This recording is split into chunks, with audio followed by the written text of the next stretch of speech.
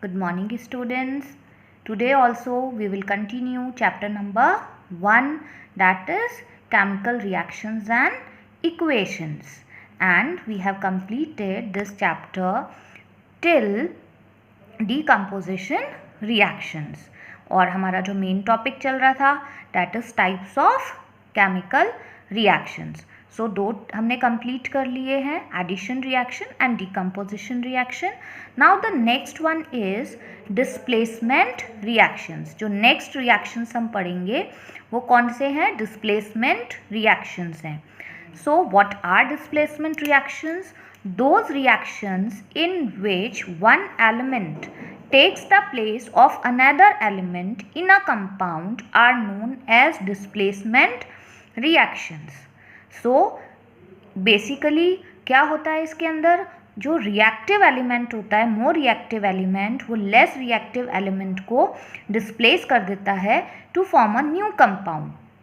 For example, let us take examples of displacement reaction shown by metals. So iron एक metal है और ये salt है copper sulphate का, which is blue in colour. This is after the reaction. What happens when iron nail is kept in copper sulfate solution? Then what happens कि जो blue colour होगा copper sulphate का, वो decolourise होकर क्या बनाएगा? Afterwards change किस में हो जाएगा? लाइट ग्रीन कलर में. और ये ब्लू से लाइट ग्रीन क्यों होगा? Because of the formation of iron sulphate and copper get displaced. और ये बेसिकली ये कॉपर कहाँ डिपॉजिट हो जाएगा? ये कॉपर डिपॉजिट हो जाएगा आयरन पे. अब why this reaction takes place? So this reaction takes place because iron is more reactive than copper. So it will displace copper from copper sulfate and iron sulfate will form. Next likewise आप देखिए zinc plus copper sulfate.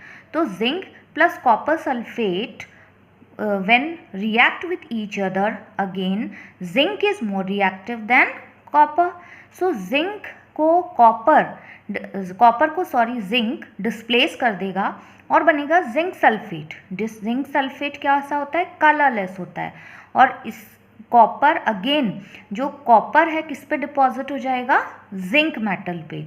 So here this reaction takes place when more reactive element displaces the less reactive element. ये किसके behalf पे होता है? Activity series के behalf पे होता है. चैप्टर 3 मेटल्स और नॉन मेटल्स में आप देखेंगे रिएक्टिविटी सीरीज दे रखी है मेटल्स की. तो आप देखोगे कि जैसे जैसे उसमें वर्टिकली डाउन जाते हैं वैसे वैसे उसमें क्या होता है? मेटल्स की रिएक्टिविटी डिक्रीज हो जाती है. सो आप एक बार chapter number 3 metals non metals में रिएक्टिविटी सीरीज को देखिएगा, उसे लर्न कीजिएगा. Next, metals show displacement reaction but non metals also show displacement reaction. जैसे फ्लोरीन, क्लोरीन, ब्रोमीन, क्लोरीन, ये हैलाइड्स हैं, हैलोजेंस हैं और ये नॉन मेटल्स होते हैं. In this case what happens कि like फ्लोरीन, क्लोरीन, ब्रोमीन और क्लोरीन, ब्रोमीन और सॉरी इधर आएगा iodine, I2. So which one is most reactive? Fluorine. और सबसे less reactive? Iodine.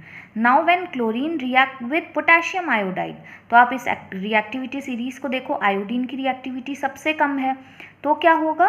Iodine is replaced by chlorine और क्या बन जाएगा? पोटेशियम क्लोराइड और आयोडीन. ये ऐसा क्यों हुआ?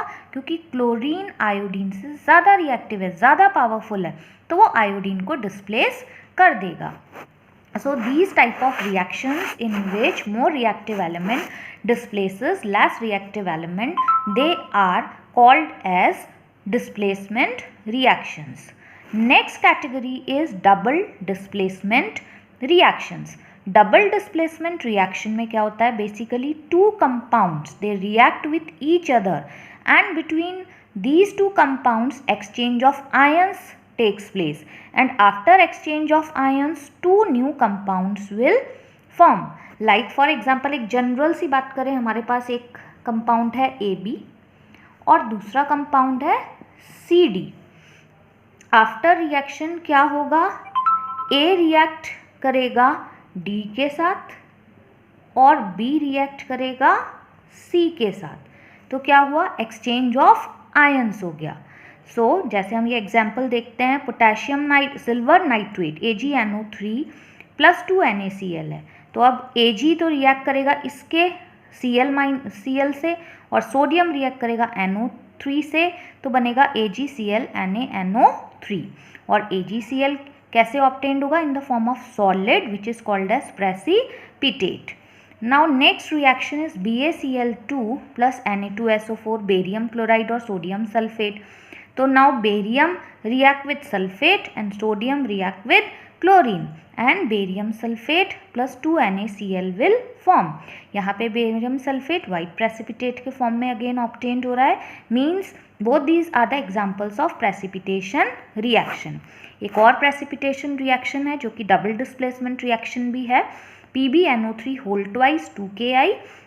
यह हमने फॉर्मेशन ऑफ प्रेसिपिटेट में भी एग्जाम्पल पढ़ा था।